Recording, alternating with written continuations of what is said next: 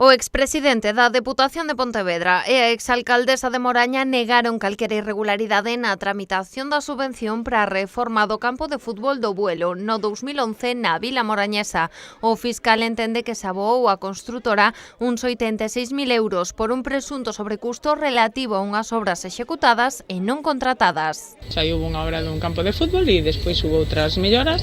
Todo o que está proxectado e todo o que está pagado está feito. Con moita tranquilidade e chegado a este punto confiando en que na xusticia, porque isto tiene que salir bien. Esta postura foi a que mantivo Piñeiro na súa declaración respondendo só as preguntas do seu abogado.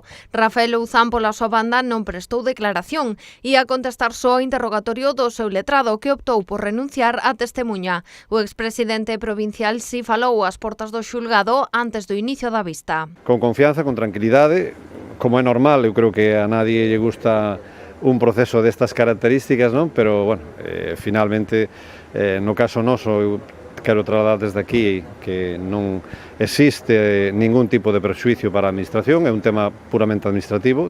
As súas versións coincidiron coas dos outros 6 acusados que negaron a existencia de irregularidades na tramitación e pago das obras. Os 8 están acusados do delito de fraude. Ademais, Rafael Louzán enfrontase un suposto delito de prevaricación, no que tería como presuntos cooperadores, segundo a Fiscalía, a Luisa Piñeiro, entre outros. Este juicio é unha peza separada de unha cooperación que en algún momento parecía que podía haber visos de algunhas irregularidades importantes e como se pudo comprobar, a realidade é que a día de hoxe dos 60 personas que de alguna maneira estábamos investigadas en este caso, no meu caso en concreto e na maior parte, 50 e tantos, creo que de alguna maneira xa están fora deste proceso. Dende o Ministerio Fiscal solicitan para Louzán e Piñeiro 3 anos de cadea e 9 de inhabilitación para emprego ou cargo público.